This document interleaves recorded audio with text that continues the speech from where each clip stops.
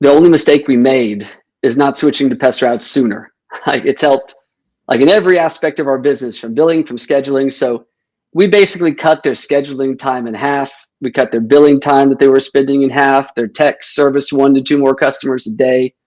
So that was just a whole nother unique story. But I think the biggest mindset is I'm so busy, I don't have time to look at anything new. I got to just basically keep moving forward. So I think the hard part is. Welcome, everyone. We're here with a brand new episode of the Business Blind Spots Exposed podcast. Hey, Mark, how you doing today? Hey, doing great. Thank you. Good. I'm going to talk about Mark here in a little bit. I want to get you oriented. If this is the first time joining the Business Blind Spots Exposed, gosh, that's so long. I'm going to call it BBSE for the rest of the podcast. If you're new to the BBSE, BBSE is... That sounds cool. My kids are teaching me all those. So this is great. You definitely should do that. Yeah, the acronym is much better, much faster. So for me, this all started with a little bit of a personal journey. What I found out is that when my blind spots are the things that hurt me the most. So I started asking others for what their perspective is. And as soon as I started finding others who helped me see better and see more, my blind spots started to disappear. And all of a sudden, things got a lot easier. Things didn't surprise me as much. Business Blind Spots Exposed podcast is all about bringing the perspectives of others who have been there, done that, have seen markets, have experienced things from the outside or the inside, and what they've seen. A lot of it starts around data. A lot of it starts around businesses that have had pains or challenges. And this is all about some of those stories and how they pushed through that. But today we've got Mark Stewart, and the topic of our podcast today is building productivity with data from Pest Routes. Pest Routes is this really cool company. That's my technical way of saying it. I've really enjoyed my conversations with the team from Pest Routes, starting with Mark. Gosh, even just a few weeks ago. But even before that, from a technology point of view, just tapping into some of the data and some of the streams and what they do has been really, really cool and intuitive is what I really liked about it. So I want to tell you a little bit about Mark first, and I would love to jump in a little bit more to Pest Routes and some of that productivity. So Mark Stewart, title role is Key Account Executive. I feel like that undersells what you do, Mark. It seems like you do a whole heck of a lot more than just that. 15 years of sales experience, led teams with over 100 salespeople, lots of sales knowledge and process experience. You've helped lots of pest control companies go from what I'll call it 0 to 60, or maybe 0 to 100 is probably more appropriate. They just kind of took their sales and their productivity and pushed through ceilings that they didn't even know existed sometimes before, and they've just punched right through it. Spent lots of hours just even at Pest Routes trying to help and counsel and take those people, invite them to a better place, those companies and those leaders and the employees there. And what I love about this is you've done that across the country. You've got certain focus areas, but I feel like you've been there and done that for a lot of different types of companies. Did I get that all right? That was fantastic. Thank you. Thank you very much. Definitely. So this is an interactive dialogue. This is live. It's on Facebook, it's on YouTube, and it's also on LinkedIn. So if there's anybody who's listening, and tell us who you are, who's listening in, what role do you have in an organization, and why are you listening in? What brought you to the podcast today? Type it in the chats. Would love to hear who you are or what you do. If you've got questions for Mark or something I say that makes absolutely no sense, tell me, and let's talk about it. But let's get to Mark. Pole vaulting. Yes. I learned a little bit about you, Mark, before the podcast, and you held the record at your school for pole vaulting. Tell me about that. No, it was high school, so let's not go too great. I wasn't that good. There probably wasn't very many pole vaulters before me, but fortunately, with pole vaulting, it's one of those things that if you just have an adventure mindset. Someone asked me who wants to volunteer to learn pole vaulting. I was like, I saw it once on TV. That sounds like a lot of fun. I'll anything that lets me fly and have a little bit of danger. So I jumped right in, and it took me 4 years, but I got good at it. So this is not one of those things where they say any volunteers and everyone else takes a step back and you're the guy left stepping forward. Yeah, maybe I'm the only one that stepped forward. I don't know how that works, because like that sounds like a lot of fun. Doing track, you're running in a circle, it gets kind of boring after a while. You're like, I want to try something else with a little bit of danger. So that's probably why I'm in sales. So there's always a story behind things, and you've been touching lots of different companies from all across the United States, lots of different sizes. I'm going to give you I'll start out with a little bit more of what I think is a tough question for you, right? Okay. Draw me some parallels in terms of what you've seen in the market for pest control, kind of what's been happening, and what you learned in pole vaulting. Oh, yeah, that's a great question. I think what's interesting about the pest control industry is it is very technical. Like technically, when you look at pole vaulting, anyone can just run with a big stick in their hand and try to jump over a big pit. But doing it the right way takes a lot of technique. And so I do think like initially when you said that, what is the examples? That's the first thing that came to my mind, because I spend hours drawing out step by step what I need to do when to pole vault correctly. So it's the exact same thing when it's not just your strength, it's not just your capabilities, it's your technical knowledge of how to do it. So I would say it's the exact same with pest control. When I visit these companies, some of them are very successful just because they're good people. They love people, they love talking to people, but they don't know the technical aspects of taking their company to the next level. And that's really where I think pest control is heading next. Gosh, I didn't know what to expect there, so I just kind of threw that out there, hoping that I would get somewhat of a reasonable answer. I think that's a damn good answer. Thank you. I love asking the random questions. Just spending thousands of hours, 15 years really of answering random questions has made me enjoy them more and more. So, and here's what I'm hearing, or sort of the message that kind of came up in my head as I'm hearing that, right? You're saying, look, pole vault, a lot from the surface, it looked, when someone does pole vaulting well, someone who set a record in high school or held the record in high school, the technique, you probably made it look easy for others. Everyone's like, oh, he's just holding the pole and he runs at that as fast as he can and just jumps over. Well, there's a little bit more to it than that, right? That's right. It's about technique. It's about form. It's about speed and pace and timing, right? There's all these little nuances that make the difference between a pole vaulter who doesn't rank at all and a pole vaulter who sets the record, right? So when I'm starting off my run in pole vaulting, I actually have an exact spot like marked out by the inch. So if I'm literally 1 inch back when I'm running down, I'm off. So like just that little bit throws off your whole execution. So it kind of is a scary thing to know and a good thing to know that even the little things matter. So I used to run track, and I used to do good. And I used to do hurdles, 110 hurdles. I used to do 400. I hated that race, but it was the race I was best at, because I feel like you're always beaten with the ugly stick by the end of it. You just had nothing left in you, right?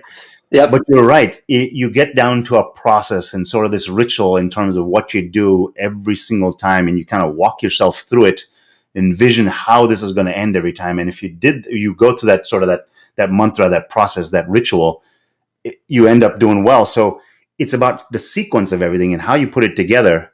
And the parallel here is that using PestRoutes software, it now gives companies the ability to go through that ritual or that mantra, or that process to get to the outcome that they want. Am I drawing the right conclusion there? Yeah, you're spot on. I think for your listeners, it's nice to know. I don't really consider us a software. We're more of a solution. Like we're an answer to a problem that's very needed. So I like just quick few second background. Yeah. Like PestRoutes basically does all the reporting, the dashboards for your company, what's going on in the business, where's my blind spots. Then it does all the scheduling, it does all the billing, the mobile apps, the sales apps. It helps your team basically save a lot of stress and anxiety and time. But that's kind of a background of what what we do. But I end up talking about a lot more than just software when I'm talking to companies, just like this conversation. No, I appreciate you doing that, and I realize sometimes I kind of get ahead of myself because I'm excited about all the ideas and questions in my head, and No, this is why we got connected. Was I just found some of your videos online. I just thought, oh my goodness, this is what my customers need to hear. So it was funny when I reached out to you and just introduced myself. You were already taking care of our customers, so it just was an exciting kind of parallel. It was like what you were saying is so needed in our industry today. So it's exciting that you're already doing it. well, I appreciate you saying that. I appreciate you reaching out. I have enjoyed all of our conversations since then and the opportunities that we have together. So we call it the Business Blind Spots Exposed, BBSE, right? Uh, and it's about helping owners, leaders, and companies find the blind spots, right? The stuff that you can't see. That if you don't have the mirrors on the car, you're going to run into the person in the lane to your right because you just didn't see it. It's in your blind Yep. spot. You got to have the mirrors. Talk to me about blind spots that you've seen in all the companies that you've talked to in the pest control industry. Tell me some of the blind spots you see. Yeah, I love it. Since I watched a lot of your podcasts, I came up with three really big ones. Obviously, there's a lot of blind spots. We could talk for probably years, but three of the big ones I really see. So one of the customers I worked with, this was just a couple of years ago. They're in the PCT 100 list, which obviously they're a large company. They had the mindset that they are doing everything exactly right, that they're very unique, that their process is just ideal. And when I got to meet with them and chat with them, I noticed that they actually had overtime in the company. I said, why do you have overtime with your employees? And they just said that that's just the normal thing. That's how we've always done it for 20, 30 years. And so I explained the reason why you have overtime is you have a process that is slowing your people down. There's no reason that your employees can't get the job done in the time of day that you have. And so that kind of opened their eyes, and we started kind of exploring. And eventually when they switched to PestRoutes, they laughed because they said the first thing that disappeared was overtime. And what was crazy is when they switched to our system, they noticed that a lot of their processes that they had in place was because they were using an old or outdated system. So they needed those processes for an old system that's no longer there. So typically when people switch to us, what we've noticed is, and we have all these articles from all these companies, is they've had record years the year they switched to PestRoutes over and over and over again. But this company, they actually doubled their growth from the year before. But what's more impressive was they would typically have to double their staff to maintain that kind of growth. They didn't have to hire one more technician, one more office staff member. They could manage the speed of that growth with the team they had, and they decreased their expenses by 17%. And so obviously they were really, really happy with this, but that's not a unique story. But that's kind of the first one that I thought of that's over and over again is this industry as a whole. When I visit people, this company, if you come to a company at 6 o'clock, 7 o'clock, people are working. People are trying to catch up. And in most PestRoutes organizations, obviously I can't say everyone, I'm there visiting them at 4:30, and it's a ghost town in the office. And usually the back when we could visit companies, that was a nice thing. But that's probably the first blind spot that I see is people think overtime is a norm, and it doesn't have to be. So I'd like to try to engage with some of our the people who are on here. I would love to just say Y or N, yes or no. Do you have overtime in your pest control company? I'm just kind of curious based on the number of people that are listening in. Just type it into the comments, yes or no. So, but what I'm hearing from you right here are two things that are popping up in my head. First of all, PCT 100 list, right? So this is a good, successful company. They've been doing this for a long time. They've got good processes, kind of. That's part of the thing that I learned early on is I love solving problems. That's kind of what I've done for 15 years is I love to come in and say, here's where you can improve. And then I discovered really quickly that insulted people because they have a mindset that and I don't know why this is, but I am perfect. I have figured this out. And the reason is they built an amazing company. So like, of course you're doing a great job. But some of them I've discovered to tread a little bit lightly when I go around these subjects. But what they did helped them get to this space. But where I see the most successful people is open to just hearing new ideas. Yeah, I'm telling you, one day I'm just going to start writing down all the quotes that go through my head 10,000 times a day. And the one that popped into my head as soon as you said that is, what got you here today is not going to get you to tomorrow, right? Absolutely. You've learned, you've gone through all the trials and tribulations, and it's probably a lot of them, right? It's been a pain in the ass to get to today, right? But Yeah, if you want to get to tomorrow, something's got to change, right? absolutely. I talked to a customer a number of years ago, and they said, "Hey, look, we're just trying to," they were at about 3.1 million in revenue. They were very proud of it. I say, "Yeah, that's good. That's a good, solid business, right?" People, they had good, solid employees. The retention rates were good.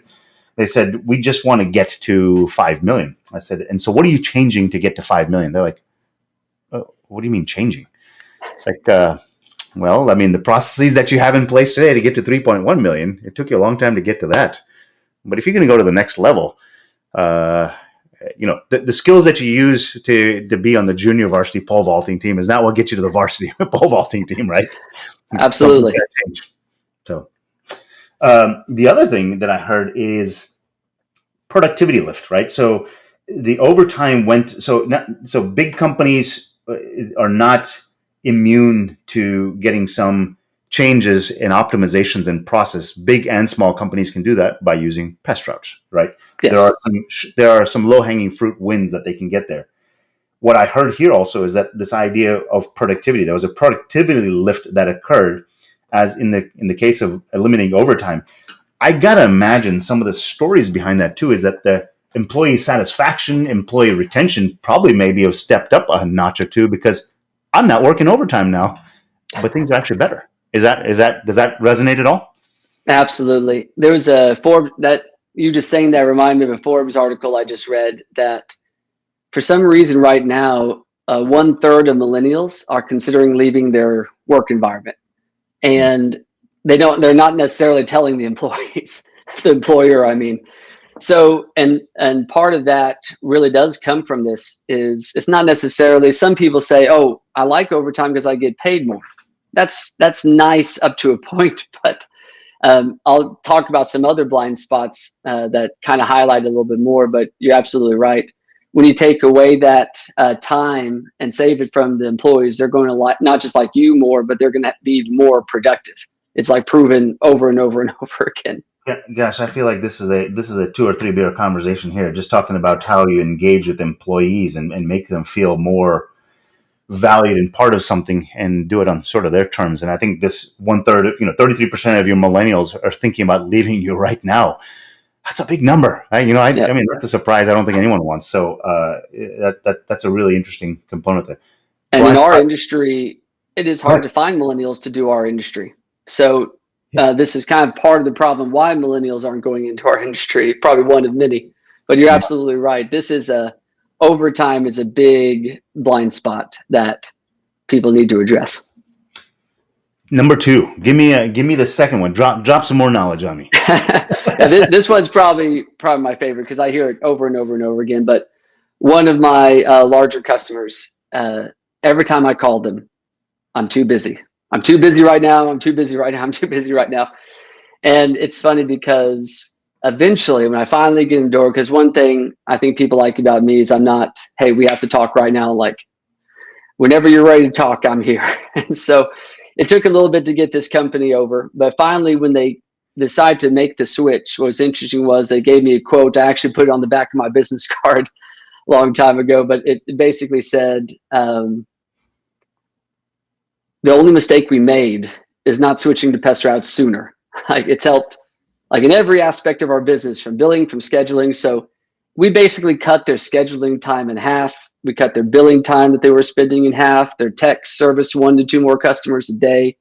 So that was just a whole nother unique story. But I think the biggest mindset is, I'm so busy, I don't have time to look at anything new. I got to just basically keep moving forward. So I think the hard part is realizing that the same thing you're doing, like you said before, that's kind of what triggered this was I need to just work harder. That's my secret is everyone wants to say, all right, the answer to my problem of all this pile of work is just work harder. I just got to grind and get it done. And that's not always the answer to the solution. Sometimes the answer to the solution is having a better process, a better way of doing it. And then all of a sudden you're going to see a lot more results in less time. But that's, I think, the biggest thing is everyone thinks, oh, I'm busy. That's just our industry. I have no time to talk to anybody except for service customers. And then that's where I think a huge blind spot that people have. And it's not their fault. It's something that's always been that way, that they've been trained by their old boss or their old owner they worked for said, hey, just keep working hard.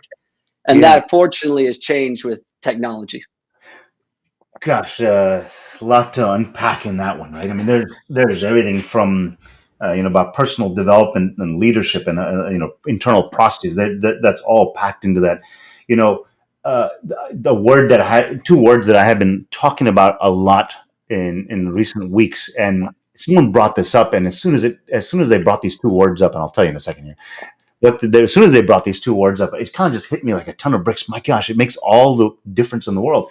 And the two words are effective and efficiency, right? Are you being effective or are you being efficient? People who are fantastic at what they do are both very effective, but also very efficient. So many people focus on just efficiency, right? I got to work harder. Yep. But if you're spending 10 hours doing something that someone else can do in 2, well, you may be efficient, but you're not very effective, right? 100%. And I think that's, maybe to dig into that blind spot a little bit here, there's a real treasure trove there, right? If you can start to use something like, the solution set that comes along with PestRoutes, just like they did for this, for the overtime, right? Now you start to become more effective, not just more. It's not more of the same; it's more of the better, right? Yep, 100%. And it makes sense now that you said that to go back to pole vaulting. I feel like I can be a pole vault coach. In college, I did volunteer. I did volunteer pole vault coaching because I don't know why I love coaching. It's just in my blood. But it's funny because in pole vaulting, the pole actually bends. So the whole goal is to make that pole bend, and then it skyrockets you. So literally you just have to hold on. You don't do any work. So new people, when they're doing pole vaulting, they actually lift themselves up. So they're using their own energy, their own strength to try to lift over the bar. And it's funny because once you learn how to use the technology, you're just holding on, and that pole is going to send you over the bar. You just have to hold on and relax. And so it's kind of the same thing. People think, oh, I've got to work hard. But if you just use the technology that's out there, you could just let it do a bulk of the work. And then you get to do the things that you enjoy doing, not the things that you have to do. But you're absolutely right. Again, so many things that are buzzing through my head here as I'm hearing you say some of this. We talked just before sort of pre going live here. We talked about pole vaulting, obviously, which I learned about you in the past, but then also about theater. And part of me is sitting there saying, I wonder if I should bring up theater, because now he can start to tell me about theater. I knew when I told you about that, I was like, oh no, I shouldn't have said it. You know when you say something, you're like, oh, I wish I could just take that back, but I shouldn't have told it's too late. All right, we'll keep it to pole vaulting for right now. No, absolutely. My family was really big into theater. My sister is an amazing actress. She got her degree in it, and she actually writes her own plays, and she's an artist, and she's fantastic. So I'm the youngest of 3 kids, and my brother was a big cowboy growing up. Cowboy hat, truck, the whole thing, boots. And my sister loved theater and the arts. And it's funny because my room was right in the middle of both of them. And so I think I just got a molding of the two. So I'm a little bit of a mix, but back when I was younger, I actually did theater and really, really enjoyed it, and it probably helps a little bit with doing podcasts because this is no big deal. This is more So fun. in all of that, what I heard was that if you were to have theater and cowboys get married, you get pole vaulting. That's right. You get pole vaulting and doing pest controls. That's a good mold of the two right there. So the blind spot number two is this idea of being too busy to do things, and where I kind of went to with that is this idea of being effective versus efficient, and that's one of the sort of the ways and solutions that comes to bear when people start looking at pest routes is they can now start to move from the too busy to, all right, what hill do we conquer next? Does that make sense? Yep, absolutely. That's it. It's just a constant battle, a constant grind. They're not thinking about how can I do this better. And it's not necessarily their fault because if you've been doing it for 20 or 30 years the same way, you think this is how I always got to do it. And I always like to be. I love to throw in humor. That's just my thing. And so one of my favorite customers, they told me that I said, I'm too busy. I'm doing the exact same thing I've been doing for 20 years, seeing a lot of success. So I don't need your help. I said, oh, that's fantastic. So you're driving the same truck you drove 20 years ago? And they laughed. And then they said, okay, let's talk. And then after we talked, they switched to Pest Routes. But I always love to bring in humor every time I can. There's obviously new technology in trucks. So there's probably new technology in running your business. So I want to get to blind spot three, but I also want to hear some more of these stories too. I think it seems like the stories are where it's really at here. So I think you had another blind spot that you. One more. Go ahead. It is actually my favorite one. So this is the one that I personally get really passionate about because it's happening right now, and people are just starting to get a grasp of it. So years ago, when mostly my father and my grandfather played football. It was back then, if a kid walked up to his coach and said, I'm thirsty, then the coach would look at them and say, you're weak, you're not strong enough, get out there and run faster. So that was the blind spot back then, was dehydration was a real thing, but they weren't addressing it. And so all of a sudden they gave kids water and they performed better. Then all of a sudden they gave them Gatorade and they performed even more. So now what's happening at this very moment is employees are coming to their boss and their work and they're saying, I'm stressed. And they're having that exact same reaction that those football teams did a long time ago, saying, you're not working hard enough, toughen up. Now, most of our viewers are excellent bosses. You're not doing that. I'm just talking to the ones who aren't seeing this as a huge blind spot. Stress is the exact same thing as dehydration. So when I coach, I like to coach my son's soccer team. I've helped coach volleyball, baseball, whatever they play, I can basically help coach because I'm usually the assistant coach. I just tell them to run. I'm a track guy. I'm like, hey, my job is you need to run. But what I do during practice is I tell the team to go get a glass of water. I said, stop, go get a glass of water. So it's my job to combat stress. So combat dehydration. So right now, employers, unfortunately, are just go, work. They need to realize I need to tell them to take breaks. Like one thing I love about my company is our executive got up in front of everybody and said, I've noticed that no one is taking vacation. And I get it because we're doubling, tripling in size. You guys obviously have a lot, but we need you to take vacation. We encourage you, please take a break. And then right after that call, there's a bunch of vacations popped up. But what's really important is sometimes we see stress as, oh, you just got to toughen up, because typically the owner of the company had to work through stress themselves by working harder and working through it. But that's not the same thing you're going to do to your employees. You got to really make sure that they're handling stress well, that we're helping them through it, and they know it's not their fault. Like they need to get a glass of water, they need to get Gatorade.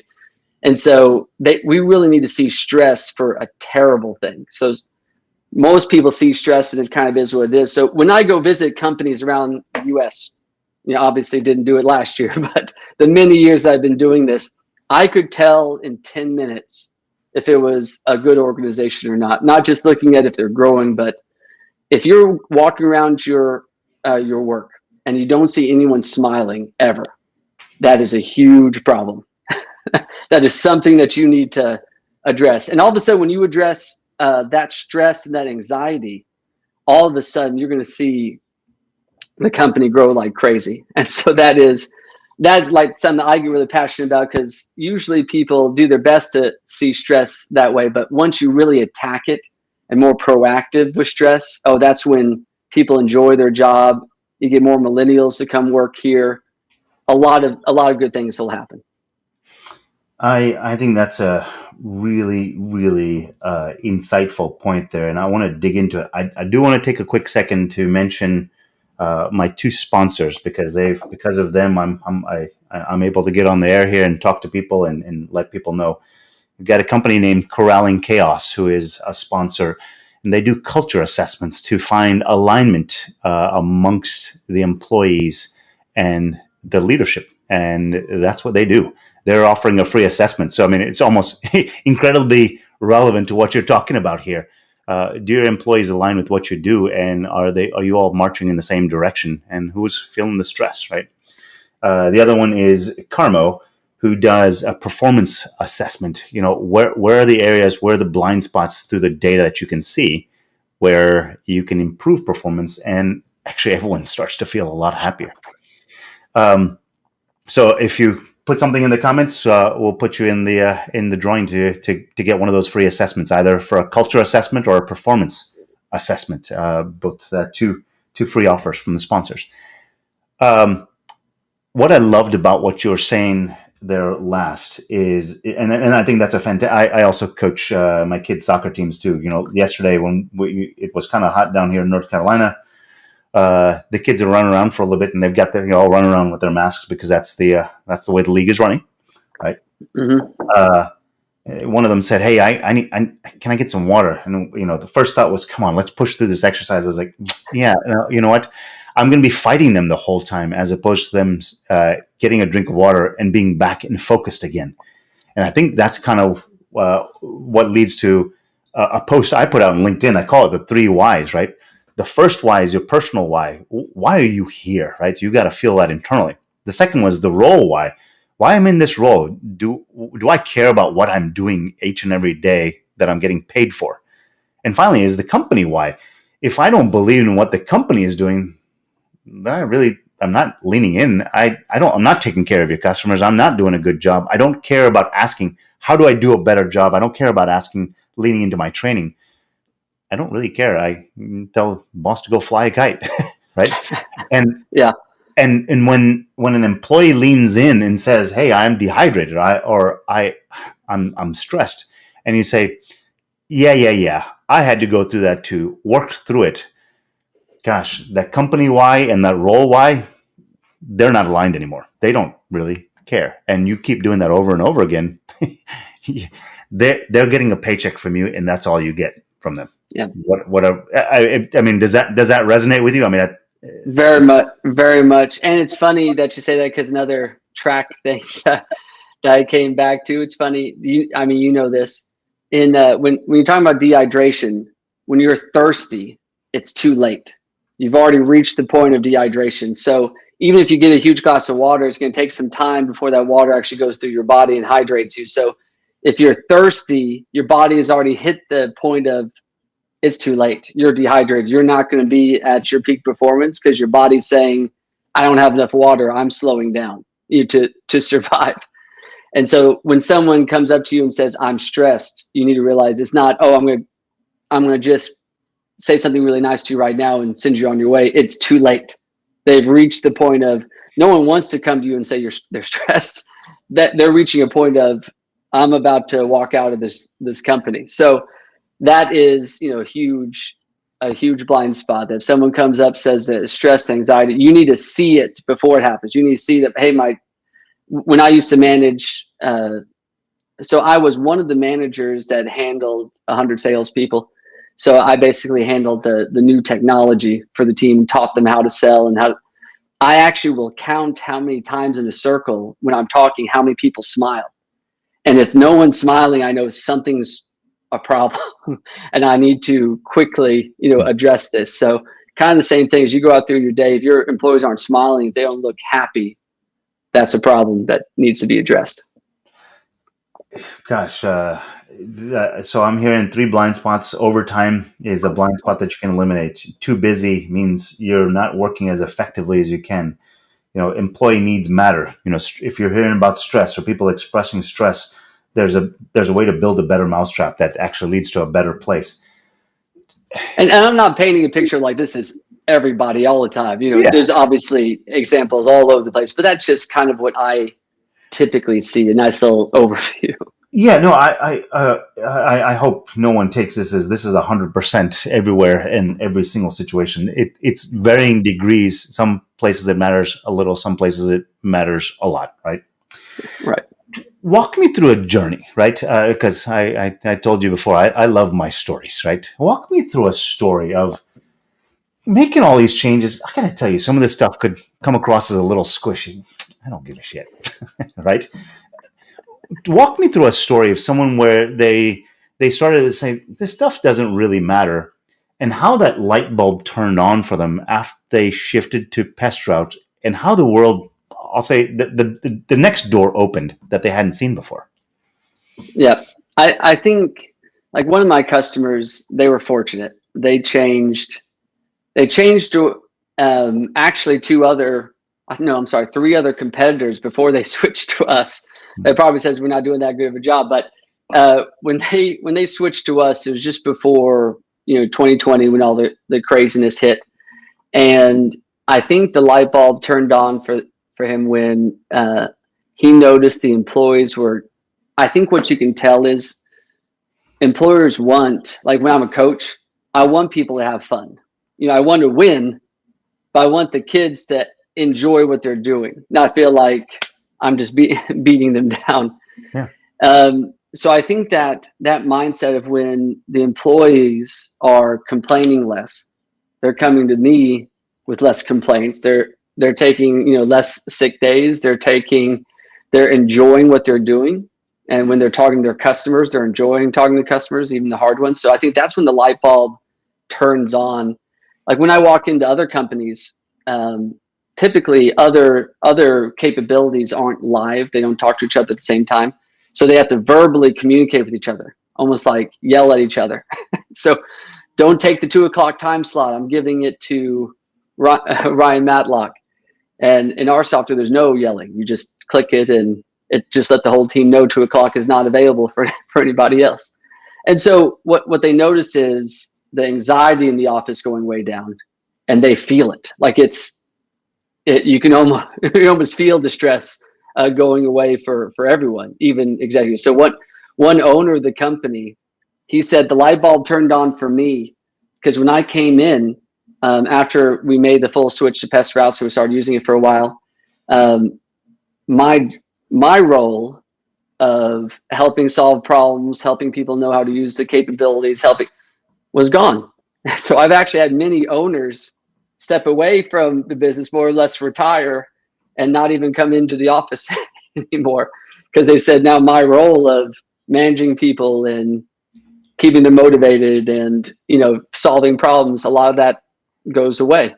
And so I think that's when the light bulb comes on, is just seeing it on people's faces. And so it's funny when I talk to actual customers one-on-one, I downplay all this. I don't tell all the stories because sometimes it does seem a little too good. But what's funny is when we go to a trade show, that's when it's easy. I was sitting there at a trade show with a customer who was giving me a lot of trouble. He's like, I don't believe any of the stories you're saying, like all that. So a random person walked by and they said, hey, I use PestRoutes. And he started to walk off and the guy grabbed him. He goes, tell me about it. And he goes, it's amazing. It's the best thing you've ever seen. So then they went on, he left. And then he comes back to me and goes, well, that was lucky. I said, no, if you meet a PestRoutes customer, you meet a happy customer. And he thought that was funny. But long story short, I think no company's perfect. We're not perfect. Like no software is perfect. But what our customers, I think, really strive on is we tell them the truth. We say what we have and what we don't have. And when they come on with us, they can tell we care about them. they actually think we're a really small company. So people think there's like 5 of us here because when they call and they talk to support, they're friendly and nice on the phone.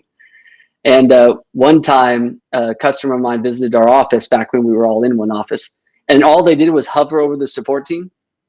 Just watched him for like 10 minutes. I was like, what are you guys doing? And he goes, this person's watching YouTube. This person's playing a game on his computer, and this person, no phone is ringing. he's like, because I want to sign up right now. So, but yeah, long story short, the good news is we just have a good reputation, and that's kind of why I personally fell in love with this company. Was customers all have my cell phone and they call me and make fun of my favorite sports team, and so long story short, we do what we say. So it's a very nice company to be part of. So I'm listening to this and kind of trying to, as I always do, I'm trying to distill the message. And for my company, I talk about we just been talking to people about it and tried to distill it into what is that we do. We increase the leadership quotient, right? That's what we do as a company, right? We make you better leaders. And so as I'm hearing you guys, what I'm hearing is you guys are all about the light bulb moment when the person realizes, oh, this is the way it's supposed to work. Right? Absolutely. Is that right? Absolutely. It seems to me that's it. You're right. It's the light bulb when they go, oh, right? Absolutely. This is what I started 20 years ago trying to get to. This is why I wanted to be. I wanted to be a pest control operator because I wanted to be able to control my own destiny. I wanted to be able to go to my kids' soccer games or football games or ballet or pole vaulting competitions, whatever else it was, right? Yeah. I want to be there, but I haven't been able to do that because I've been too busy, right? My employees feel stress and they're working overtime all the time. I'm not getting to those things, honey. I'm not making it to another one, right? But when the light bulb goes off, they go, oh, I got nothing to do. I'm going to that. I'm going to my the regional track meet or whatever, right? Yeah. That's the light bulb moment that they get. Absolutely. It's funny because when I started this company a long time ago, I was fortunate to be one of the first employees here at the company. So I got to see it do all this growth. But so I had a job offer at a Fortune 500 company, one of the largest software companies in the country. And I'm very familiar with them and had it all kind of lined up. And then the founder of the company called me and said, do you want to come in for an interview? And I said, yeah, sure. Why not? have another option. And so I sat there, and my light bulb moment was when he showed me the demo. I was like, "That it's really that easy?" Because my demos in the past were like 4 or 5 hours. Just to show the software is that complex. And here, and like, if I really want to do it quick in 30 minutes, I showed you the whole thing, and it just pauses like, that is beautiful. And so that, I think, is the light bulb moment, is just seeing it and like, oh my goodness, what I'm doing is 20 steps. This is 2 steps. So that, I think, is a good light bulb moment for me personally. So I've been in and around software for most of my life. It's what's paid most of my bills, the bills that I do choose to pay. And the funny thing is that I've seen in what I've seen of software, right? The philosophy matters a lot, right? I mean, I think what I heard a little bit from you right there, if I read between the lines, is just the simplicity. There are a lot of companies that provide software or solution in the pest control market. Talk to me about the philosophy of PestRoutes and help me set the record straight a little bit as to what is it that you guys do that the next 3 guys don't, or they don't even think about it. They just think about it differently. Yeah, I do think that's a great question. For our philosophy, I think we're very fortunate because most people in our space, for some reason, pest control is becoming extremely popular. Like, not just other pest control companies, but banks and big money is starting to figure out that pest control is a very, very good industry to be in. So to answer your question, a lot of software companies are trying to jump into the space. So I think some people's philosophy is they are a technology company, and pest control is going to be just a flip of the switch. We make software for the auto industry. We make software for whatever it might be. And pest control is just going to be an easy transition. And I've had customers actually spend millions of dollars. And this is their words, not mine. I had two customers that spend over $1 million developing custom software, and they trashed it and went with PestRoutes because we actually had more capabilities than what they had with all their custom software and large companies. So our perspective, what's unique is the other group of people that come in are pest control owners who say, I can just hire some developers and do this myself. But what's crazy is developers lie. So they will tell you they can move the moon closer for you and do it for half the cost and half the time, and it's always a lie. Like I haven't seen a company yet that it's worked out for, but I haven't seen every company. But the companies that I've seen, they always tell me the same thing. I have a beautiful software. It's amazing. I made it myself. And then all of a sudden I show them mine. And we look at theirs and they're like, oh, that's nowhere close. So the reason is we interview about 100 developers to hire one, because our CTO, he used to manage a team of 100 different developers. So he's a genius. And usually I keep him hidden, but some customers get to see him. They're like, oh my goodness, they thought I was the one making this software so so great. No, it's our CTO and great developers. But what he basically has done is he examines the developers. He actually has them go through a test, and if they don't pass the test, then obviously they don't move forward. And if they do pass the test, it's how they did it, how they went about doing the test. So it's funny. I had a large customer whose son wanted to come work with us, and I tried to push it, and my CTO said he passed it, and I go, oh, great, we can hire him. And he said, but he didn't do it the right way. And he's like, this is my baby. I'm sorry, we're not doing it. So I do think we're very fortunate that our founder actually worked in the pest control industry for 5 years, and he was actually going to go work at another software company and do his own thing outside of pest control, which fortunately for him is he made a sales application that he sold to 40 pest control companies.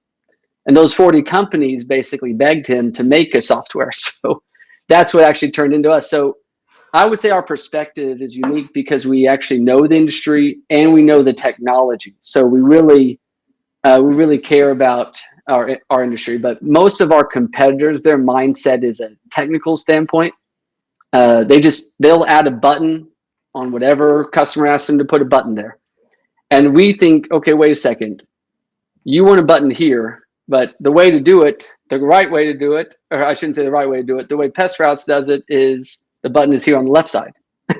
So we're not going to add two buttons to do the exact same thing on the same page. So our mindset really is taking care of the customer and keeping it simple.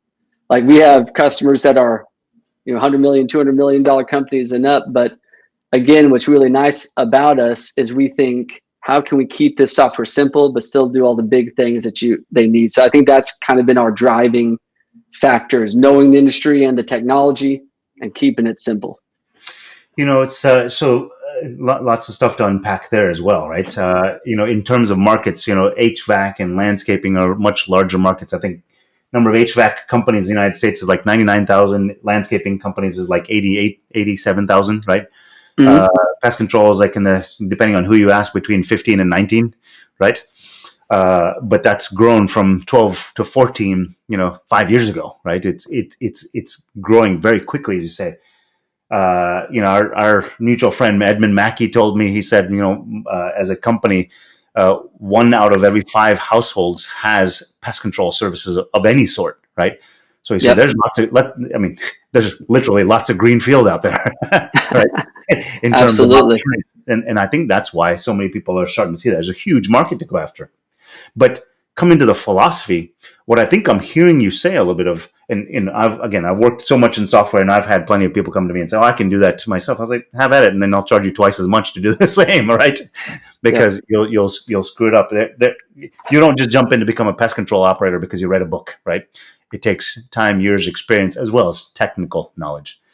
And what I'm hearing here about PestRoutes compared to some of the other companies that are in the industry, they've kind of taken a one-size-fits-all approach to things. Hey, look, and there's a time and a place for that, right? If if that's not what matters to you as in custom fit, I mean, some people want to go buy the Hugo Boss suit. Some people want to go buy, off the rack somewhere else. There's a time and place for both, right? If they want to Absolutely. find something that's going to make them look fantastic, it might be worth the money to go spend $1,800 on that Hugo Boss. It's because it's not about the price. It's about the way you present yourself, right? So Right. I think what I'm hearing from you is if you want to step up a level, that's where PestRoutes is something, or if you have dreams and aspirations of stepping up a level and continuing to grow, building less stress in your employees and all these other things that we've talked about, PestRoutes might be the place to start pulling the thread. Did I get that right? That's fantastic. Yeah, thank you very much. It's very true. Where do people get stuck in the and I want to be cognizant of time. I've got us just a couple more minutes here, but doing all this sounds fantastic, right? In theory, hey, let's draw this all up on whiteboards. Hey, we're gonna kumbaya, we're gonna change the world. No employee stress or any of that stuff, right? Where do people get stuck in the process? What is the part that they struggle with most in going from where they are to making a transition to PestRoutes? Where's the friction there? No, I definitely changing technologies is a big shift. So regardless what you're doing, like if you're driving that old pickup truck, for the last 20 years and you get a brand new Ford F-150 and you have a key and you're like, where do I put this key? Well, no, it's a button now. What do I do to, why is my seat getting warm? So like there's going to be a lot of different, there's a lot of differences in what's going on. So that's probably the biggest thing. So what we learned years ago was in the past, other companies would kind of hand you the software and say, good luck, call support if you need us. And so we made a huge investment in an implementation team. So these people are experts at certain competitors. So they know their language, they know a lot more about how to help the transition. So what we do is we make a sandbox. And that company will learn from that sandbox and play with it. And we've learned a lot of things over the years. You learn through doing. So what we learned is we give companies small little pieces at a time. Hey, today, this hour, we're going to learn this one thing. And then before we meet again here in a few days, we want you to do X, Y, and Z. And so then we come up a few days, they've done X, Y, and Z. We take the next step and the next step, the next step. So I would say the biggest hang up is learning a new technology. Even if it's better, even if it's nicer, even if it's great, it's still going to take a little bit of a change because old processes are going away. People are going to have to learn new software. And typically we're working with older people that have been using paper or maybe using an older software, or maybe they transitioned to a software company that lied to them. So there's a lot of companies that say, hey, we can do everything and it's going to be wonderful. And then all of a sudden they get into it and they're like, this is not wonderful. And so when they're transitioning to us, there's a little bit of fear there. But fortunately for us, we keep our customers extremely happy and they stay with us a long time. But I would say that's the number one hang up to answer your question is helping them in that transition, change, basically take off the hat and put on the PestRoutes hat. And so what we do is we really decided we take our time. We don't charge people if they take twice as long as everybody else to learn it. Some people do it extremely quickly. Some people take their time. They're going through during the summer. They're transitioning, so maybe they're just a little bit more busy. But what's nice is we just take our time. They learn it whenever they learn it, and they decide. They actually tell us when they're ready to flip the switch and use it for real. So it's a really nice transition, regardless what time of year you're doing it. But I would say that's the number one thing, and we take it extremely seriously because the number one thing people usually like about us is that transition, because handling your data, handling all your history, that is very important stuff. And our competitors aren't very, very good at it. So fortunately for us, we take that very seriously, and we have a lot of developers that take care of that now. Right now we have over 50, I think 60 developers, something around there. We have over 200 employees at the company. So what's nice is we're actually looking to almost double our staff again with our growth. But to answer your question, that's it. Transitioning is the hard part, but we have a team that their one job is to make sure that goes smoothly. So I read a Harvard Business Review article a couple of years ago, and it talked about customer service and what creates the greatest customer loyalty. And they surveyed 75,000 interactions, including chats and text messages and emails and phone calls and all that kind of stuff, right?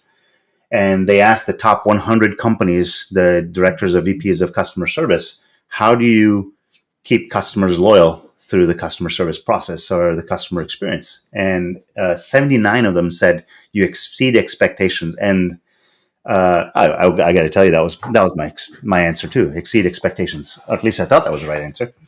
And the author of the article just says that's complete and utter BS. He's like, that makes no sense whatsoever, because your customer has no idea what to expect. How can you exceed their expectations?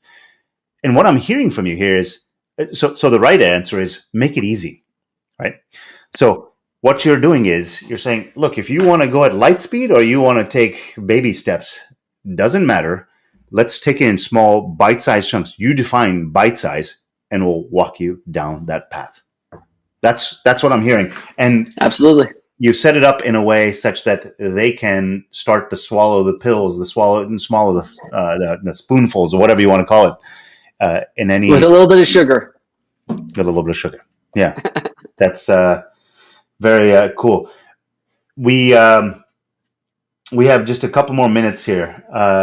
Tell me, if somebody wanted to get started on PestRoutes, give me 1, 2, maybe 3 steps in terms of what they should do to get started.